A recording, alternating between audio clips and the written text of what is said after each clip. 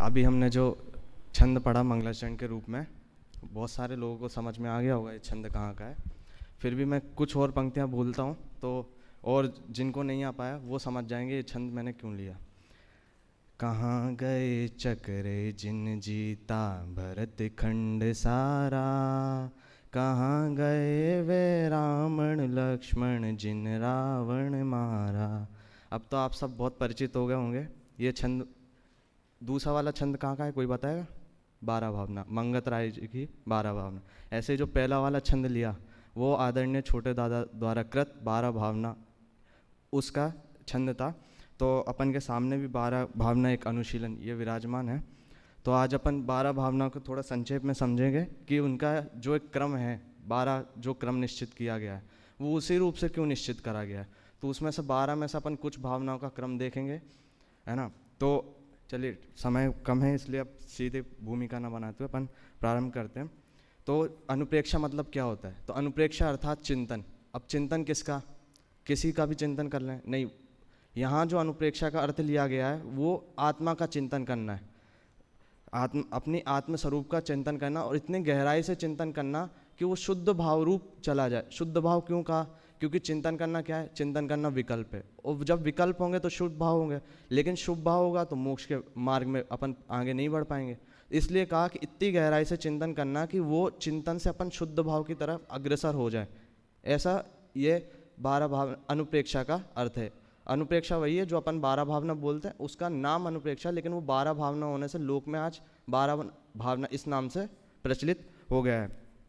तो अब जैसे और अपन देखें, अब सर्वार सिद्धि में जो परिभाषा आई है, शरीर आदि नाम स्वभाव अनुचिंतनम अनुप्रेक्षा। तो अब यहाँ पे एक शब्द आया शरीर अनुमान।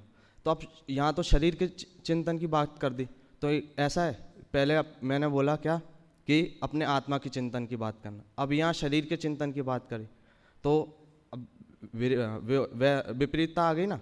लेकिन यहाँ शरीर के चिंतन से मतलब क्या कि शरीर के चिंतन से शरीर को छोड़कर उस आत्मा का चिंतन करना। अब यहाँ शरीर का चिंतन क्यों कहा?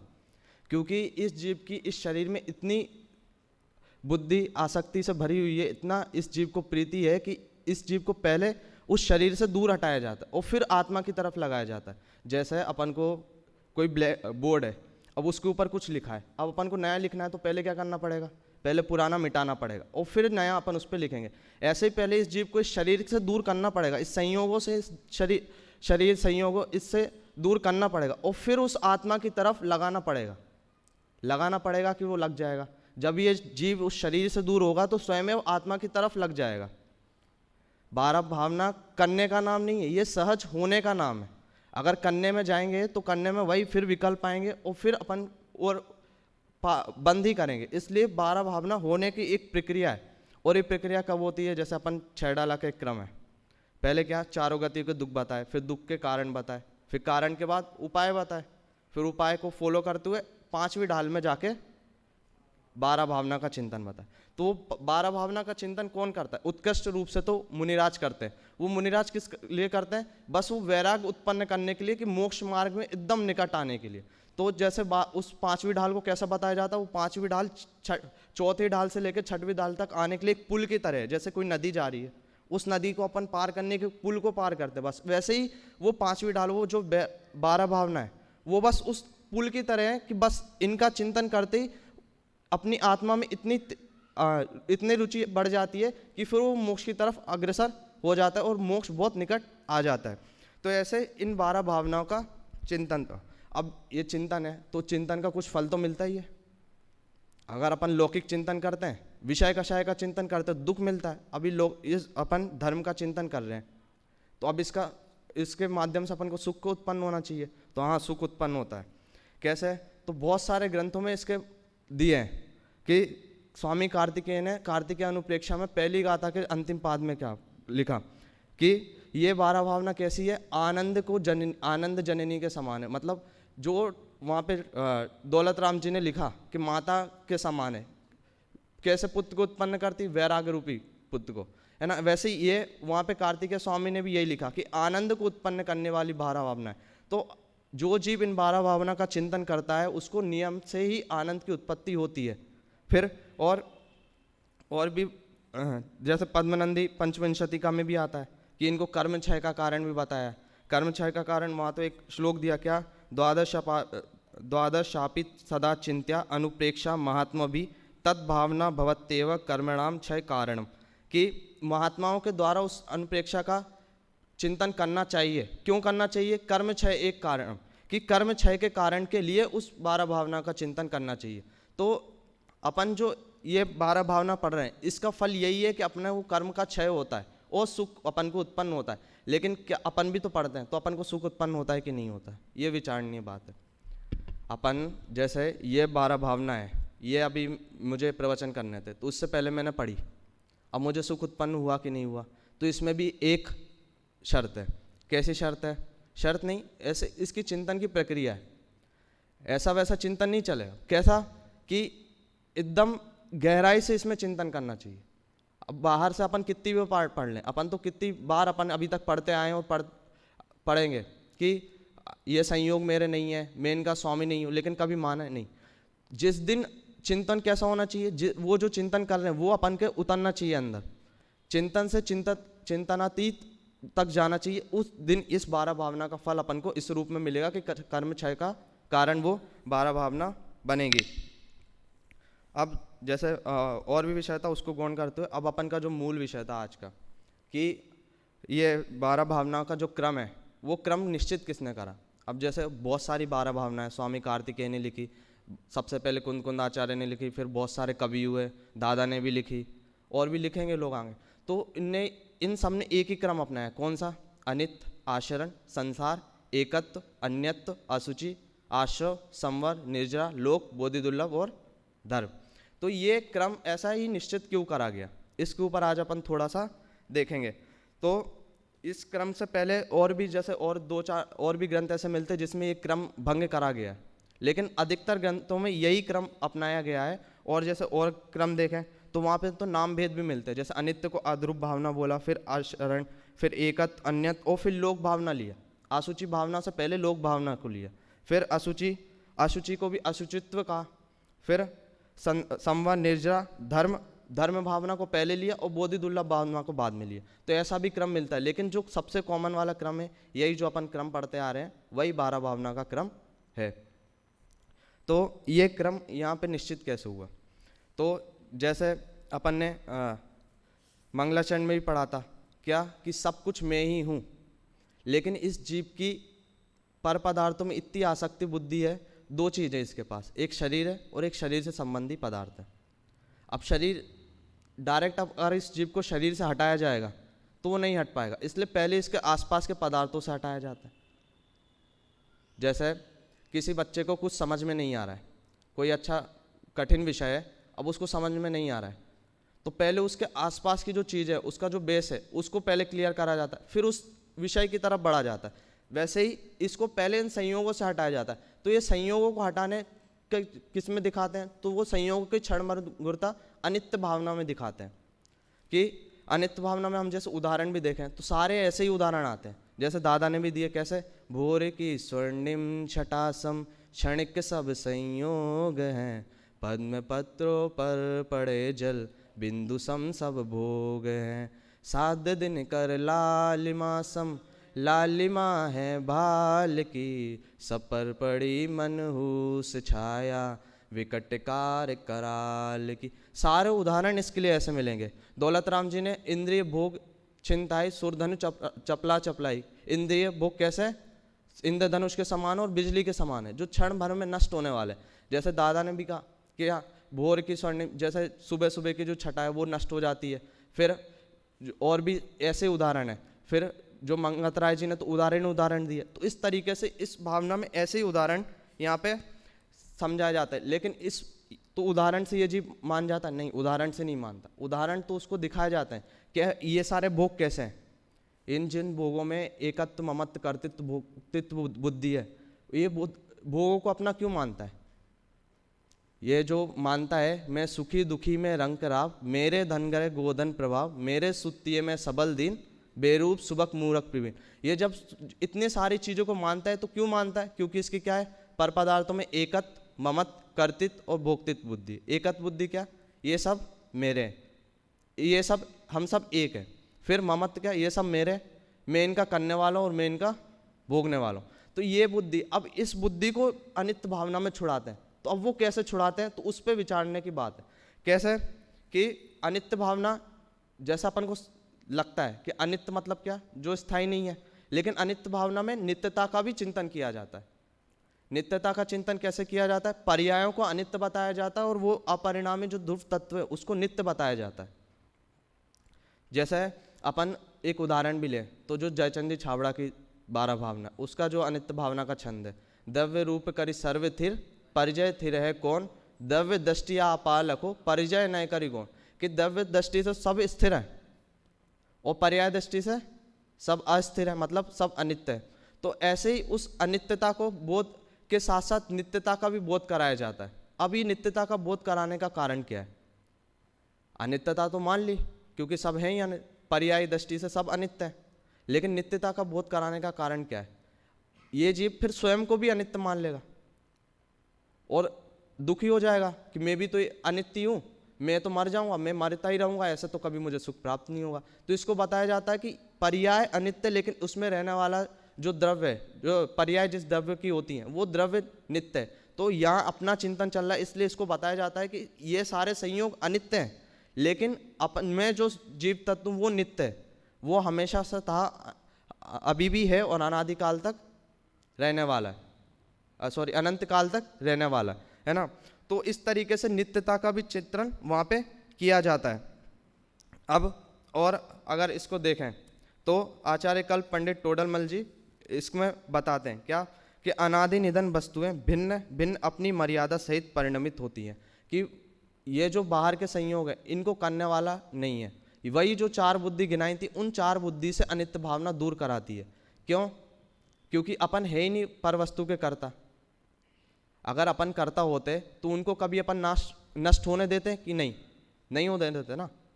अगर कोई अच्छे पीक पे है, कोई शिखर पे है करियर के अपने, वो अच्छे से, उसको जॉब भी अच्छी है, उसकी फैमिली भी अच्छी है, सब कुछ अच्छा चल रहा है, तो बताओ वो ऐसा चाहेगा कि नहीं मेरी ज़िंदगी में थोड़े से दुख भी हैं, वो ऐसा करेगा। अब जैसे यहाँ आप सब बैठे हैं, अब कोई विद्यार्थी का कोई भी शिविर या फिर कहीं भी उसकी फर्स्ट रैंक आई, अब वो ये चाहेगा कि एक बार आ गई बस संतुष्ट, अब नाश हो जाए, अब मैं पीछे चला जाऊँ, ऐसा चाहेगा नहीं। वो हमेशा क्या चाहेगा, मैं हमेशा ही ऊपर रहूँ। तो अगर करते होते तो ऐसा चाहते, लेकिन कर सकते नहीं है, वो करने का पुरुषार्थ अपन करते हैं। तो इसी चीज़ को अनित्य भावना में बताया जाता है कि सब संयोग अनित्य है, अपन कर सकते नहीं है किसी को। फिर कि और क्या बताया जाता है, कोई किसी के अधीन नहीं है, कोई किसी के अधीन नहीं है। अब इसमें भी अपन विचार कर सकते हैं कि अगर कोई किसी के अधीन होता तो उसको हमेशा अधीन ही रहना पड़ता, लेकिन ऐसे जैसे अपन संसार में भी देखें तो बहुत सारे ऐसे लोग हैं, बहुत सारे ऐसे लोग होते हैं जो किसी के अधीन रह के काम करते हैं और फिर बाद में उनका ऐसा पुण्योदय आता है, वो ऐसे सक्सेस को प्राप्त करते हैं कि वो उनसे भी बड़े आदमी बन जाते हैं। वो उनसे भी, जैसे अपन उदाहरण भी लें तो जैसे सबसे अमीर आदमी कौन है, बिल गेट्स को मानते थे अपन, है ना। तो बिल गेट्स क्या था, वो एक लकड़हारा था, वो लकड़ी काटता था, मतलब वो किसी का अधीन होगा, वो लकड़ी किसी को बेचता ही होगा। अब वो आज के टाइम पे क्या सबसे अमीर आदमी, अगर वो अधीन होता तो हमेशा उसका अधीन होता, लेकिन आज वो बदल के सबसे रिचेस्ट मैन बन गया। तो एक कोई किसी का करता धरता नहीं है, कोई किसी के अधीन नहीं है, और कि सब अपने परिणमन चाहे तो परिणमन करने का उपाय भी करे तो वह मिथ्या दर्शन है। कि अगर अपन चाहते हैं कि मैं इसका कर दूं तो अपन मिथ्यात्व की ओर ही बढ़ रहे हैं। तो इस प्रकार से अनित्य भावना में सबसे पहले सबसे निकटवर्ती जो 2 चीज़ मैंने बताई थी, कौन सी, शरीर और उससे संबंधित संयोग। तो पहले संयोग से इस जीव को हटाते हैं। जो प्रारंभिक की 6 भावनाएं वो वैराग्योत्पादक है, और जो अंत की 6 भावनाएं उसमें तत्व चिंतन किया जाता है। तत्व चिंतन कैसे किया जाता है कि पहले अनित्य भावना देखी, वो संयोगों से हटाएगी। अनित्य, आचरण, संसार, ये सारी भावना संयोगों से हटाते हैं। एकत्व भावना में बताते हैं कि मैं ही हूँ, बाकी कोई है ही नहीं, और उसका नास्ति से कथन अन्यत्व भावना में करते हैं। और फिर अशुचि भावना में फाइनली जाके इस शरीर से भी अपन को भिन्न दिखाते हैं। फिर शरीर से भिन्न दिखाने के बाद संवर भावना में क्या करते हैं, संबर भावना जो अशुभ विकार है और जो सोन्मुख चित्त वृत्तियां मतलब जो स्वभाव से उत्पन्न वाली शुभ वृत्तियां उनसे भी भिन्न संबर भावना में दिखाते हैं। और फिर निर्जरा, लोक, बोधि दुर्लभ, निर्जरा और लोक, इन ये शुद्धात्मा के प्रति अब यहाँ से अग्रसर होता है। तो ये क्रम देखें तो कितना सुनिश्चित क्रम आचार्यों ने इस भावना का रखा है कि पहले जहाँ से भूल हो रही थी, अपनी भूल के जो मूल कारण थे वो, फिर उसके बाद फाइनली भूल कहाँ पे ख़त्म हो गई, शरीर को अपना मानने से छोड़ने से। और फिर अपन सही रास्ते पे कहाँ से चलेंगे, तो निर्जरा भावना से अपन सही रास्ते पे चलेंगे, और कहें तो संबर भावना से ही अपन सही रास्ते पे चल जाते हैं। और अगर इसको पहले लें तो अपन तो अनित्य भावना से ही सही रास्ते पे चल रहे हैं। क्यों? क्योंकि जो संयोगों से अपन विमुख हो रहे हैं वही तो सही रास्ता है। भले ही चिंतन, वहाँ पे चिंतन की प्रक्रिया क्या है, जो मैंने पहले भी स्पष्ट करा था कि वहाँ शरीर आदि से दूर होना चिंतन की प्रक्रिया में नहीं है। वहाँ शरीर आदि से दूर होकर अपनी आत्मा की तरफ सन्मुख होना वो चिंतन की प्रक्रिया में।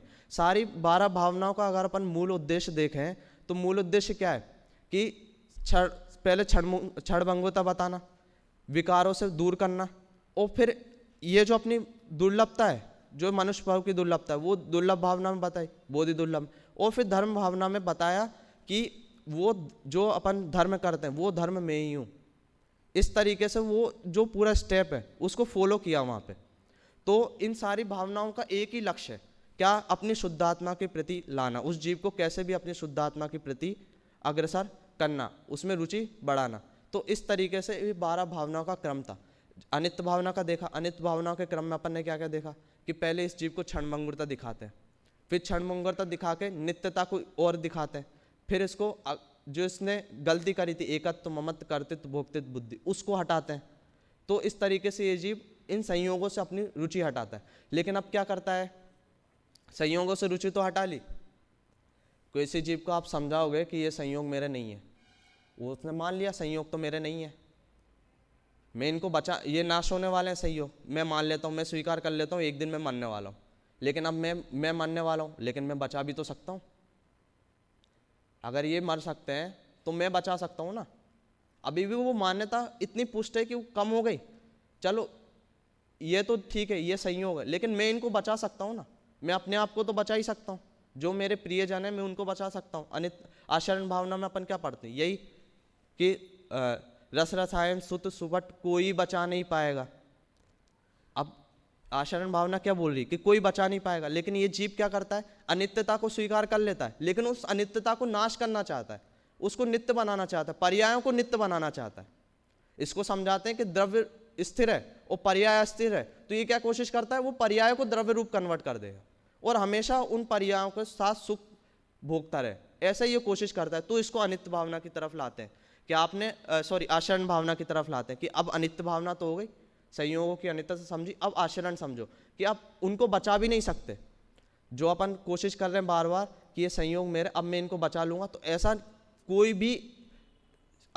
भी स्वामी ऐसा नहीं है जो अपन को बचा लेगा। कितने भी मंत्र तंत्र सब कुछ प्रयास कर लो, कितने भी, जैसे अपन कहें रिद्धिधारी मुनि के अपन करते हैं, तो ऐसी रिद्धियाँ होती हैं कि मुनिराज के जो वायु निकलती है उसके प्रभाव से बहुत सारे क्षेत्र में सबकी रोग वगैरह ठीक हो जाते हैं। तो वहाँ भी रोग ठीक उन मुनिराज के प्रभाव से हुए क्या उनके कर्मों के उदय से हुए? निमित्त भली मुनिराज की वो रिद्धि बन सकती है, लेकिन वहाँ रोग किसके कारण ठीक हुए? अपने कर्मोदय के कारण ठीक हुए। ऐसे ही वो जो अनित्यता और अपन जो आचरणता, मतलब अनित्यता से अपन आचरणता लाते हैं, तो ये बात अपन को आचरण भावना में समझनी चाहिए कि मैं उनको बचा भी नहीं सकता। अब आचरण भावना में 2 बात के ऊपर चिंतन किया जाता है, एक तो मैं किसी को बचा नहीं सकता, मैं स्वयं को भी नहीं बचा सकता, और दूसरी कि जब ये इतना सब कर लेता है ना कि ये बचाने की कोशिश में लगा रहता है, तब ये क्या करता है कि मंत्र तंत्र में उलझता है, कुदेव आदि के पास जाता है। हम जैसे व्यवहार में भी देखें, किसी का पुत्र उत्पन्न नहीं हो रहा तो वो क्या करता है, इन बाबा के पास जाता है, वो उसको क्या मंत्र देते हैं, वो उस यात्रा पे जाता है, फिर उधर जाता है, फिर उधर जाता है, ऐसे करके वो घूमता है। तो आचरण भावना में फिर जो व्यवहार में आचरण भावना है, इन सारी भावनाओं के निश्चय और व्यवहार दोनों पक्ष भी हैं। तो आचरण भावना में जो व्यवहार आचरण भावना, उसमें ये बात कही जाती है कि पहले तो निश्चय में क्या बोलते, कोई शरण है ही नहीं। फिर व्यवहार में आता है तो क्या बोलते हैं कि अब जब व्यवहार में शरण की इतनी उत्कंठा हो रही है कि मैं तो शरण लूँगा किसी की या मैं शरण दूंगा किसी को, तो उसको यही बताया जाता है कि अब शरण लेनी है तो एक अपनी आत्मा की शरण लो और दूसरी पंच परमेष्टि की शरण लो। सर्वार सिद्धि में तो ऐसा कहा है कि जब इस शरण लेने की इतनी तीव्र जिज्ञासा होती है तब ये शुद्धात्मा रूपी वज्र के पिंजरे में जाके कैद हो जाता है कि अगर लेनी है शरण तो अपनी शुद्धात्मा की लो, और किन की शरण लो? व्यवहार में पंच परमेष्टि की शरण लो। क्यों? ये मात इसलिए कहा है कि ये शरण लेने के चक्कर में कहीं कूदेवादी के मार्ग में नहीं लग जाए, इसलिए ऐसी शरण बताई है। वास्तविकता में तो अपनी आत्मा की शरण ही बताई है। तो इस प्रकार का चिंतन आशरण भावना में होता है। पहले अनित्य भावना में संयोग की अनित्यता दिखाई, फिर जब इसका मन नहीं माना तो ये उनको बचाने की कोशिश करने लगा। तो जब बचाने की कोशिश करने लगा तो इसको समझाया बचा नहीं सकते, और फिर भी ये नहीं माना तो फिर इसको बताया कि पंच परमेष्टि की शरण लो। अगर नहीं मान रहे तो ये ऐसा नहीं, आशरण भावना में लोग क्या समझते हैं कि कोई शरण नहीं है, बस पंच परमेष्टि शरण है अपने। तो जैसा परमानंद स्तोत्र में 4 नंबर का जो श्लोक है उसमें क्या कहा? उत्तम स्यात्म चिंता स्यात् मध्यम मोह चिंता च मध्यमा। जो पंच परमेष्टि की शरण बताई उसको भी मध्यम चिंता वहां पे बताया गया। तो इस तरीके से इसको आशरण भावना में समझाया जाता है। अब आशरण भावना में फिर ये संसार में भटकने लगता है। जब ये दोनों चीज स्वीकार कर लेता है तो फिर ये संसार में भटक के क्या खोजता है कि एक ना एक संयोग तो ऐसा मिलेगा जिसमें मुझे सुख मिल जाएगा। इतने सारे संयोग है, कितने संयोग है संसार में? अनंत संयोग है। इतने सारे संयोग हैं, जैसे किसी बच्चे की किसी क्लास में लड़ाई चलती हो, अब वो क्या कोशिश करता है?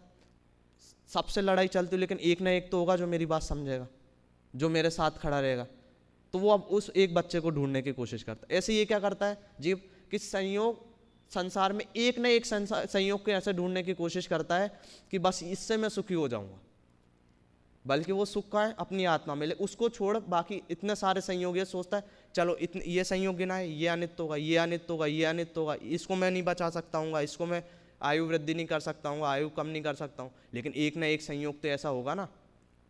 मैं दूसरों के बच्चों को तो नहीं सुधार सकता, जैसे कोई चाहे ये पड़ोसी के बच्चों को सुधार दे, मैं दूसरों के पड़ोसी के बच्चों को नहीं सुधार सकता, लेकिन अपने पुत्र को तो सुधार सकता हूँ ना।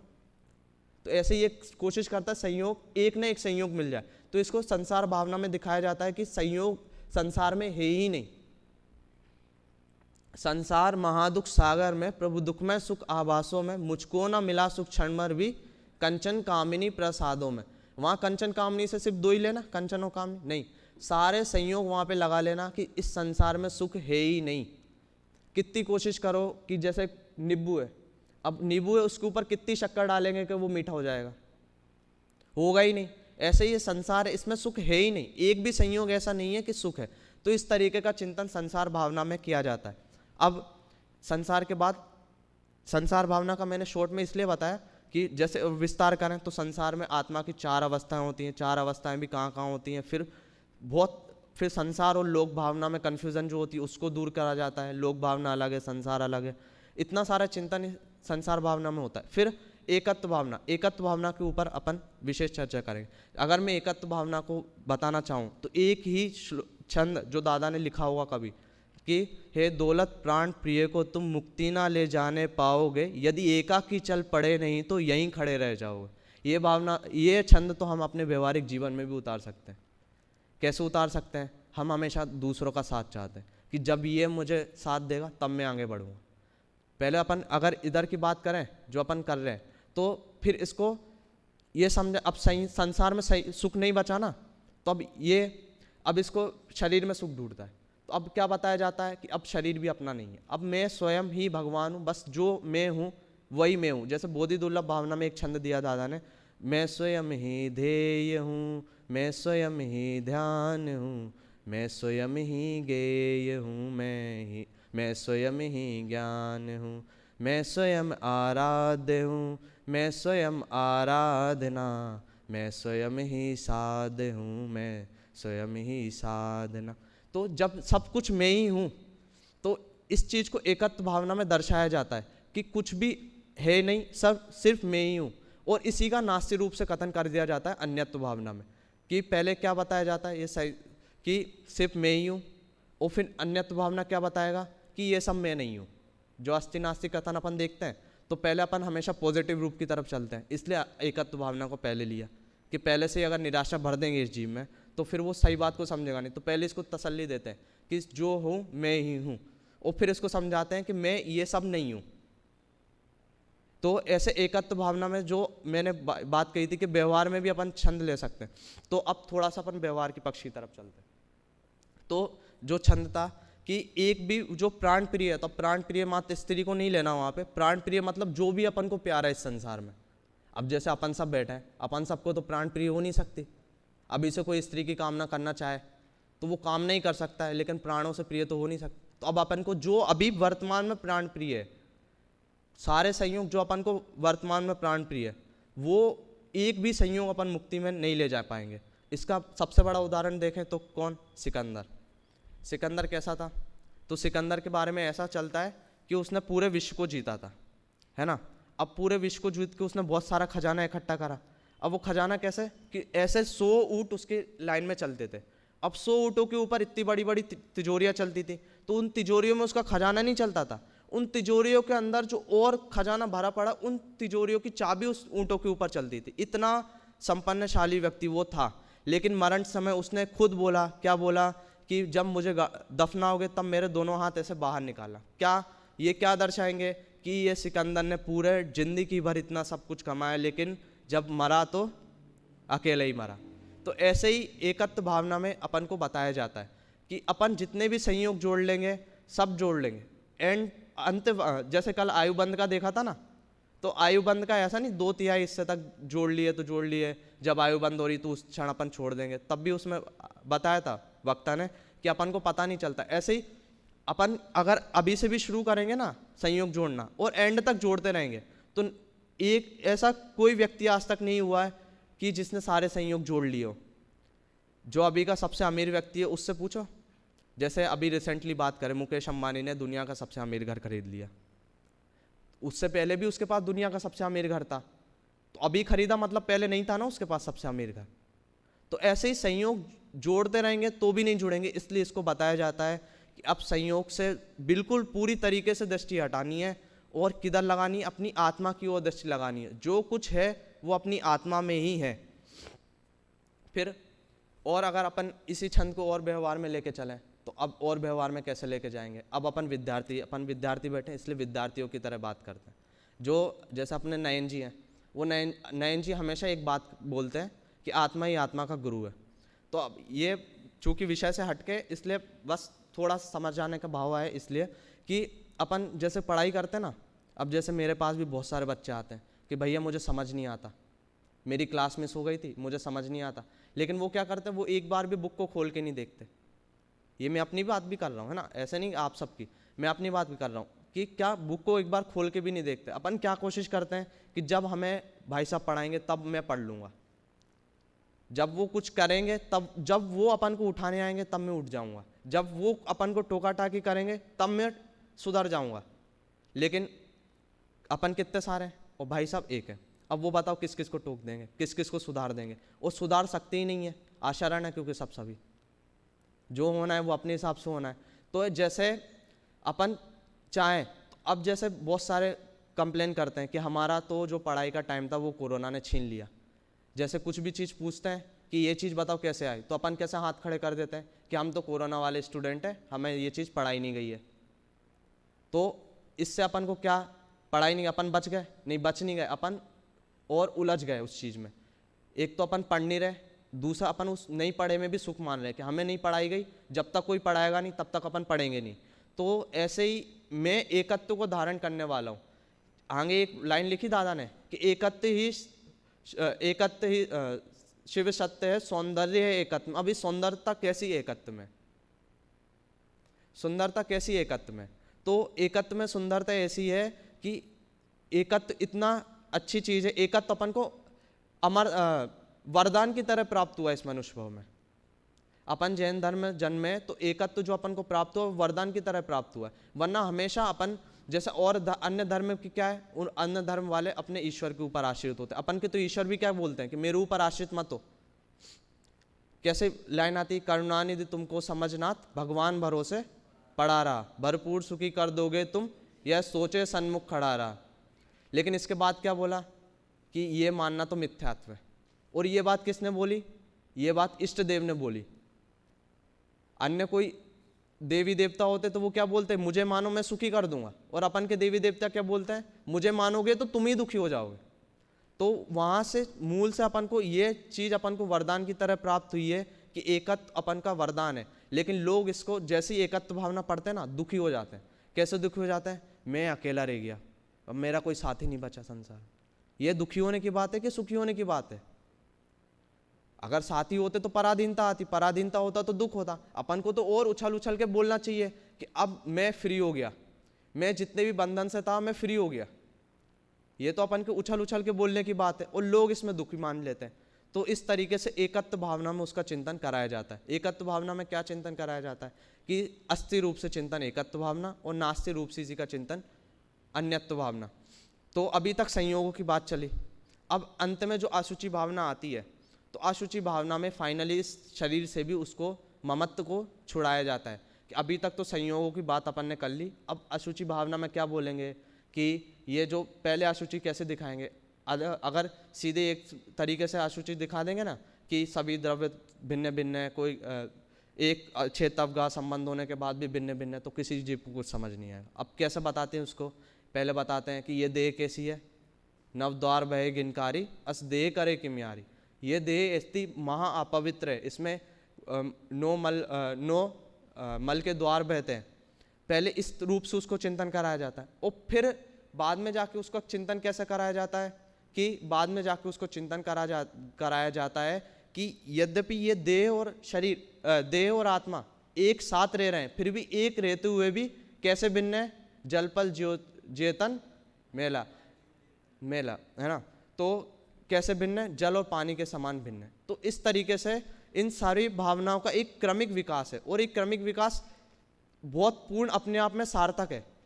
कोई इसको तोड़ना चाहे, अब कोई कहे कि नहीं मुझे तो आचरण भावना पे अच्छी लगती है, तो मैं पहले पढ़ लूँ। तो एक दृष्टि से देखा जाए तो इन सबका प्रतिपाद्य एक ही है, शुद्धात्मा की प्रति अग्रसर करना। पढ़ लो, कोई दिक्कत नहीं।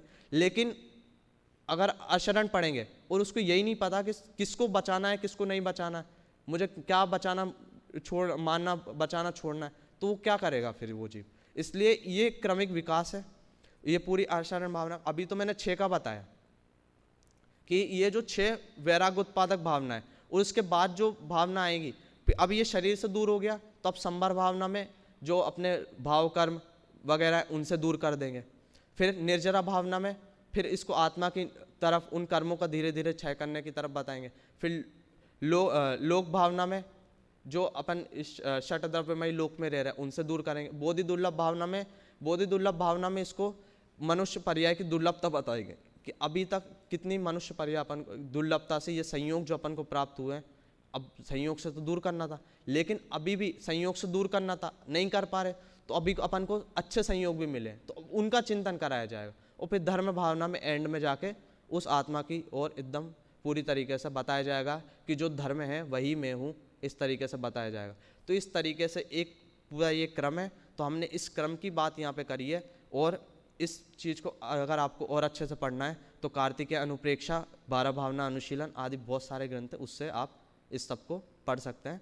तो हम सब इन 12 भावना का चिंतन करें और मोक्ष पथ की ओर अग्रसर हो, इसी मंगल भावना से अभी की बात को विराम दें।